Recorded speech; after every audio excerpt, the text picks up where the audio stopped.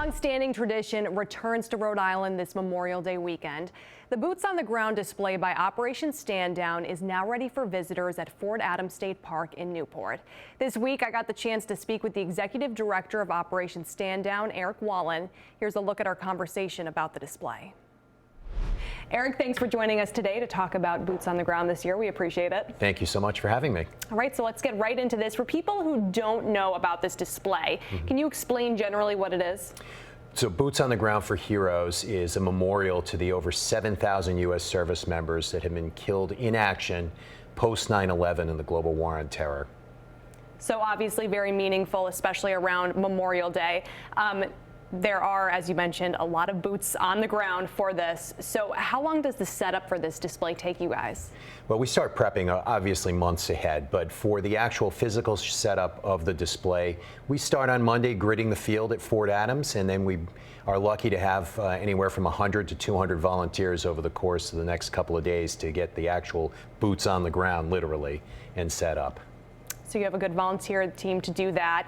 This year, I imagine, was a bit challenging because, I mean, weather-wise, of course, it did not fall on the perfect weather week. Did that cause any issues for you guys, or will it when it comes to the actual display this weekend? Well, a couple of things. One, we really were lucky that the volunteers were willing to work hard and work fast. So we're at about 98% and we'll be ready to roll and when we start. And at the other end of things, you know, we're just hoping for a dry weather weekend so that those boots will dry out and we get a good turnout, of course, which is what we want people to do. Absolutely. We will hold our meteorologist to that.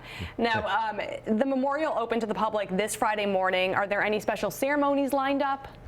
So our tradition is at 6:30. We have the Gold Star families come down on Friday night, and they will place the boots of their loved ones. There's 29 Rhode Islanders who have made the ultimate sacrifice, and so we have a special ceremony for them, and we set those boots up in the front of the memorial. Talk about how important that is for these Gold Star families.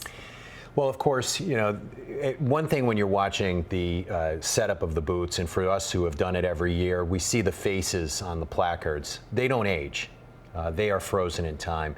But for the Gold Star families, for people who served with these soldiers and sailors, Marines and airmen, they have a loss every single day.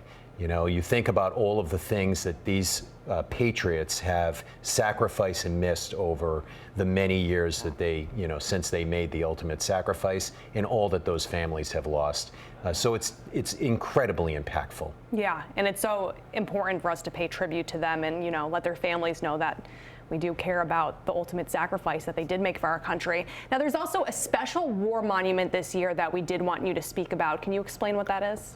So we do a memorial for those who have taken their lives. You know, we have over 22 veterans a day take their lives, commit suicide. And we clearly want to recognize that that loss goes on. You know, there's obviously both the visible and invisible scars of war, and we recognize the toll that that takes, and certainly want to raise awareness. You know, there's a lot of help out there for veterans if they need it, if they're feeling like they want to harm themselves. But we want the public to also understand and be aware of that and be sensitive that if they have a veteran and the person's not acting right, looking right, or they're concerned, they should make efforts to get that person some help. Is there anything specifically that people can do to help? Sure.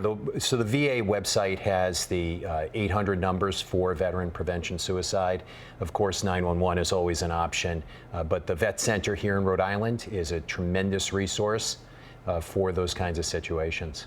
All right, so a lot to go over this weekend, a lot to see this weekend for people to, you know, pay their respects to both the veterans and the active duty service members who paid the ultimate sacrifice. So, Erik, I thank you so much for being here and talking to us about this today. Thank you so much for having me.